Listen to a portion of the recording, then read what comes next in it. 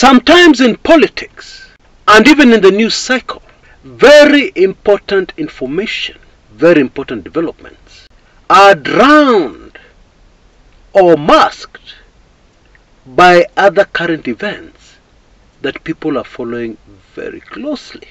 And an excellent example of this is the ongoing very fierce battle deep inside the presidency, that is pitting President William Samoei Ruto and his deputy, a monster he created himself, Rigathi Gachagua. And yet this is very important big news. Why?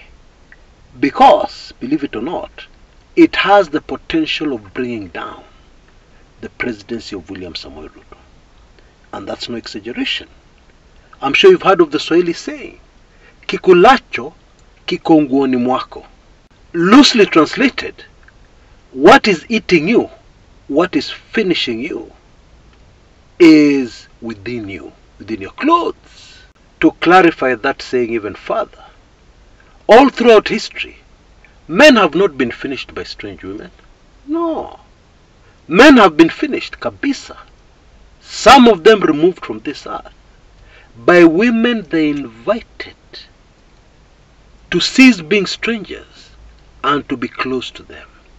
Women who were very, very close to them and therefore knew all their small, tiny details. Enough information kumaliza wewe kabisa. Okay? And thus leave your legally married wife and your children who depend on you matatani, in a lot of problems. So this thing of Gachagua versus Ruto, which people are taking very lightly, is serious. You know, this thing of big news swallowing other equally important news is real, as Kenyans have discovered recently. Remember presidential candidate in 2013, in 2017, Bwana Muhammad Abduba Dida, the former teacher. He has been incarcerated in US jails since November 2022. In fact, his ongoing case then was very big news in the US. Around the time here in Kenya, we were going through the election manenos. Bwana Dida was convicted of stalking and intimidating an identified person. Insiders are saying it is one of his wives who fled to the US, and Dida followed her. And apparently he forgot he was not in Kenya. And although this information was all over the news, Kenyans ignored it. We had other bigger fish to fry. It is only now that Kenyans are realizing, Allah, ati what? This thing is real. But before we even go deeper into this Gachagua Ruto manenos, there is something else very shocking that has come out and seems to confirm what we have been saying on this channel. Okay? And it is a brand new phrase introduced by Gachagua allies in the accusations against the Ruto regime, the very same regime they belong to. And that phrase is state-sponsored abductions. State-sponsored abductions. What? I hope you realize that using the English language, somebody should just say abductions carried out by the state. So what would cause somebody to say instead state-sponsored abductions? Granted, politicians are known for verbal diarrhea. They just talk. However, in this particular case, the words were chosen very carefully. Because you see, these people are not dealing with the public. They're dealing with the presidency of the Republic of Kenya, a very powerful office. Now, the answer to the question I've just asked is very simple. It means that these abductions are being done by other people who are not necessarily members of the state. They are not employed by the state. They are not officials of the state. Yeah? But the state is sponsoring them. Isn't that what it means in English? Hey.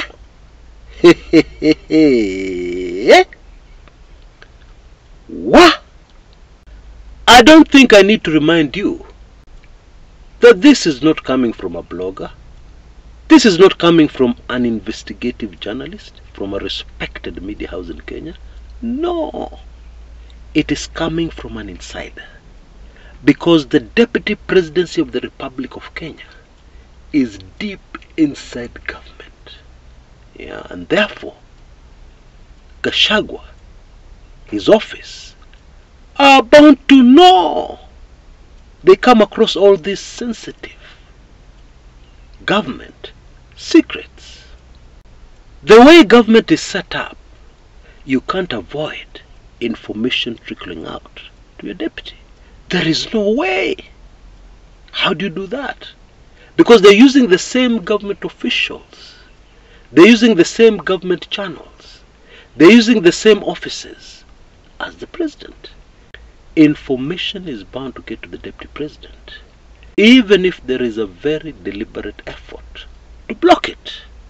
And if you're still in doubt, please allow me to tell you a brief story. Kenya's Joseph Murumbi, discovered after he had been appointed vice president, after Jaramogi Oginga Odinga resigned in a half, Jomo Kenyatta appointed Joseph Murumbi, a very close ally of Jomo, a very close friend. And Murumbi, in his mind, told himself he knew Jomo Kenyatta very well. And Murumbi was appointed in 1966. But previously in 1965, Tom Mboya had warned a man Murumbi knew very well, a man called Pio Gama Pinto. Mboya had warned him he was going to be assassinated. And the Jaramogi Oginga Odinga camp was shocked because Mboya was their rival. Pinto belonged to the Jaramogi Oginga Odinga camp politically. But Jaramogi still believed Mboya, that the information Mboya was giving him was accurate. And so arrangements were quickly made to get Pinto out of Nairobi and quickly to Mombasa. The idea was to smuggle him out of the country from Mombasa until things cooled down. But when Murumbi heard this story, at the time he was just a cabinet minister in 1965, when he heard this story, he went to Jaramogi and told him, no, that information is not correct. Mboya must be up to something. You do this. Get Pinto to come back to Nairobi, bwana, to his family. Okay? And I will personally talk to Kenyatta about this issue. There is nothing like that. And that is what happened. Pinto was brought back to Nairobi. And he walked straight into his assassination.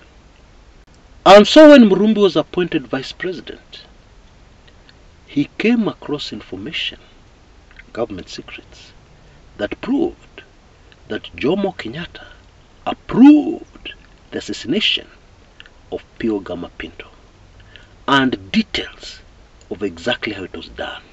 Actually, it was state-sponsored because they picked a civilian to do the job, I believe for about 7,000 bob, which was a lot of money in those days, 1965. Now Murumbi had spent most of his life in the diaspora. Yeah, you can imagine how Kenyans in the diaspora are patriotic, how they think, how they are principled, etc., etc. Just imagine that, then you'll understand what kind of person Murumbi was. By the way, Murumbi was half Maasai, half Goan. Okay? And so, Murumbi very suddenly resigned from being vice president. He didn't give any reason. There was no political controversy at the time he resigned. He just woke up one morning and resigned. Jijazie. It is obvious. He came across this information by virtue of his new position as vice president. And it must have weighed so much on his conscience that he was partly responsible for the death of his good friend, Piogama Pinto, by being naive. And it probably weighed on his conscience until the day he went to the grave. So sad. But back to the present. We cannot ignore any information from Rigathi Gachagua's office. And Rigathi Gachagua's office has come up with this brand new phrase. I have never seen it before. I have never heard it anywhere before. This is the first time I'm hearing it. State-sponsored abductions. What? And you know, this very neatly explains this drama with the police IG, disobeying court orders, ignoring them. Yeah. When he's being called to explain the abduction, the whereabouts of certain individuals, when he's being called by a court of law, yeah, to answer, because the buck stops at his desk. Kumbe the guy knows nothing. Because this is not a police matter. It is a state-sponsored operation. Okay? Gachagua's told us. Now he will go to court and say what? Because if he reveals the truth, he will expose this state-sponsored project. And the government cannot allow that. That should be obvious. So now you understand. And now the police IG is in big trouble. Because he is going to be sentenced for contempt of court, failing to appear all those times. Yani, kimeumana kumana. I'm serious. Because there is another issue. Now it emerges, the judge told us, that the police have been contacting his driver, his bodyguard, to get information about the judge's whereabouts. Which judge? The same judge issuing court orders for the police IG to appear before him. So why would the police want to know his whereabouts? What do they want to do to him? Or what do they want from him? Those are the questions raised. Folks, this has become a total mess. A very serious mess that could easily snowball into something very big and ugly. Okay?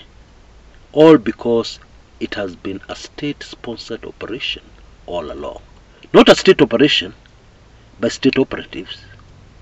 State-sponsored abductions. Now, before we go into some further very shocking information about this Gachagua-Ruto war, a word from our sponsors. LemFi, formerly Lemonade Finance. Now this is an app for sending money to your loved ones back home. And you can send money to at least 10 African countries. Kenya, of course, Ghana, Nigeria, Uganda, Cameroon, Cote d'Ivoire, Rwanda, Senegal, Benin Republic, and Tanzania. And there are a couple of advantages here. 0 transaction fees, one of the best exchange rates on the market. Direct transfer either to a bank account or even to Mpesa. And then, wait for this one, you can also receive money from Kenya. And again, 0 transaction fees. I suggest that you try it out. You may just like it. And if you can use my code, which you can see on your screens right now, KUMEKACHA, not Kumekucha, KUMEKACHA, you'll be able to receive $30 back for your first transaction that is above $100. Try it out and let me know how it goes. Now, guess where this big revelation of state-sponsored abductions came from? It came from a list Gachagua's camp compiled to Ruto, his boss, listing 6 grievances. Yeah, 6 things that Ruto must do to end the problem or the rift between the Deputy President's office and the office of the President. Okay? And this was amongst them. And this is what Gachagua's camp said. The police, including the Directorate of Criminal Investigations, DCI, the National Intelligence Service, NIS, should not be used to manage politics. Including state-sponsored abductions, abuse of the state machinery by powerful individuals to intimidate those who support Bwana Gachagua, and respect for court orders, amongst other demands.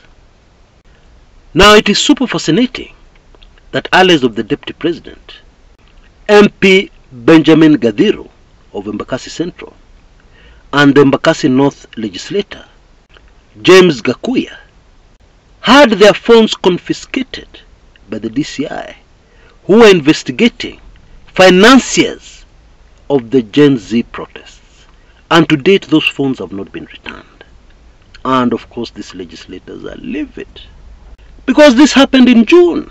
We're now in September. What possible investigations could still be going on with this MP's phones? You tell me. And very instructive, court orders have already been issued to the DCI to release those phones of the legislators. The DCI has ignored those court orders.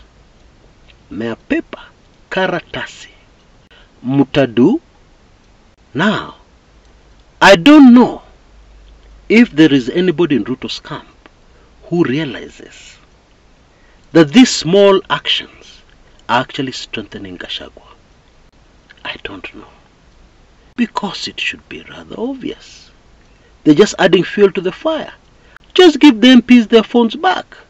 But then it seems this is also a kind of intimidation. Yeah, you're in the Gachagua camp, we have taken your phones, we'll keep them. Mutadu. I think that is what is happening. And the Gachagua camp seems to be of the same position.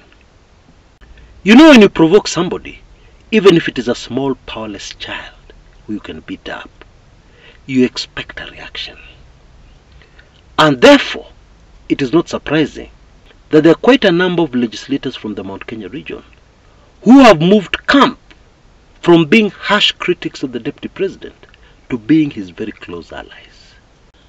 And even some of these legislators have moved from the Ndindi Nyoro camp. Ndindi Nyoro, of course, is very close to Ruto. They have moved from his camp, where they were busy criticizing the Deputy President, making fun of him, doing all kinds of things. They are now firm Gachagua supporters. That cannot be good for Ruto. That cannot be good for the survival of Ruto in the presidency. And the provocation does not stop there. Yeah, Ruto's camp has made a very arrogant move against Gachagua.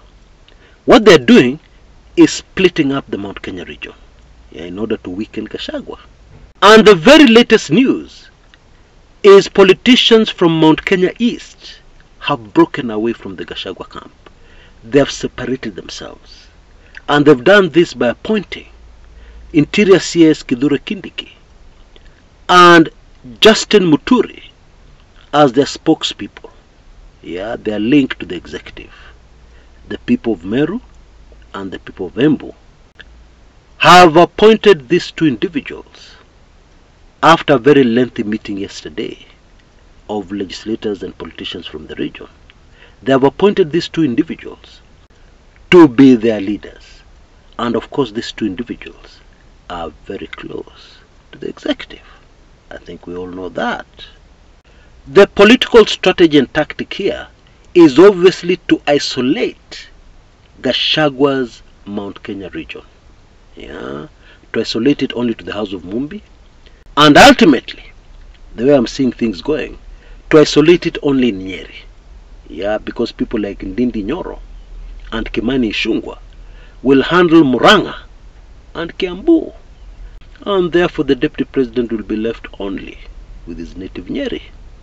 Granted, it is a smart political play, but it is at the wrong time and at the wrong reason, and it is being used for the wrong situation, because right now the priority should be the survival of Ruto in the presidency. Now what is happening here is that you are dividing your camp and by extension releasing some of your people to work with those who are opposed to you, those who are opposed to your presidency. That is precisely what is happening here.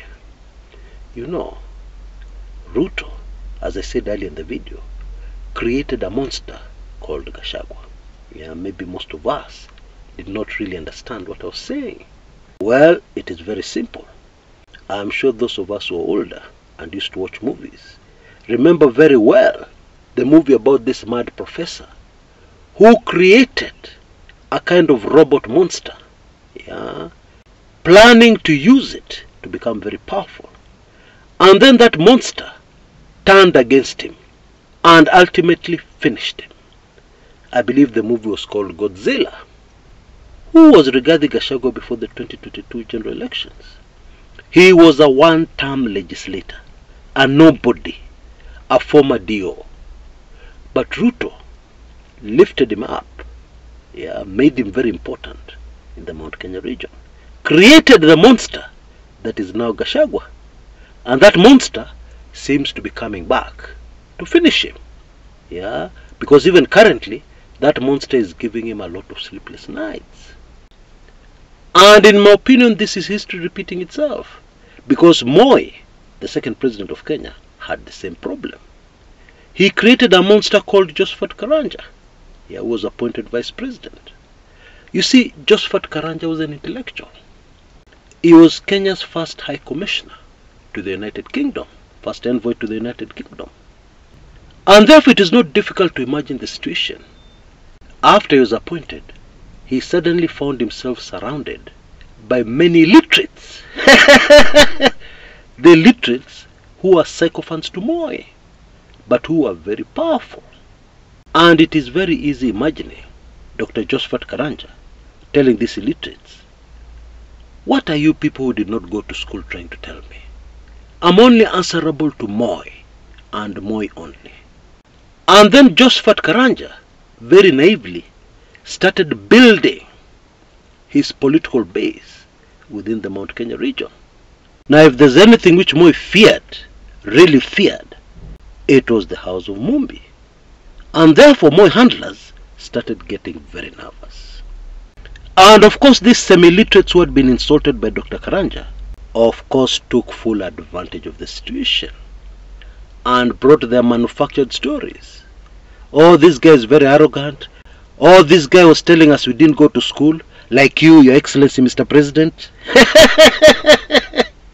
Okay, he didn't mention your name, Mr. President, Your Excellency, but he insinuated the way he was talking, huyu jamaa alikuwa tu anapiga wewe, indirect. Alikuwa anapiga wewe indirectly. And that was the end of the monster Moi created, called Dr. Josephat Karanja. However, that was under the old constitution. However, Moi was operating under the old constitution. Ruto has a totally different baby to handle. Na hii ni mzito. Yes, Gachagua may be nothing politically, but these manenos, mark my words, these manenos are not going to end well for Ruto. Now, I have received several emails from many of you reminding me of how tough the times are, yeah, especially in relation to this latest offer that I have, yeah, of some very explosive information on what is going down right now in Kenyan politics. And so I've decided for the next 48 hours only, yeah, I will lower that price to only Kenya shillings 19.99 or $14. Please rush and take advantage of this window of opportunity, yeah, that will definitely not be extended beyond that 48 hours, I suggest that you act immediately. What will you be getting? You'll be getting my very latest special report on what exactly is going down behind the scenes that has caused this very strange handshake between Raila and Ruto. This very strange chini ya maji pretense handshake, where somebody comes today and says, no, there's no agreement, and then the next day they fly out of the country together. That one. Yeah. My special report reveals some highly sensitive, very explosive information that neatly explains everything that is happening in our politics right now. Okay? And therefore you have this golden opportunity of not only getting this special report, but then also other sensitive videos which I've thrown in, which I'm very sure are super fascinating and you'll be very interested in, yeah, on Kenyan politics. And also I've thrown in all my past highly sensitive special reports. And therefore I urge you, don't lose this golden opportunity of getting your hands on this very valuable, highly sensitive information. Now you can see details on the screens right now, repeated in the description area below this video on YouTube, and also in the comments area. Okay? Only $19.99. Go for it. Until next time, this is Chris Kumekucha.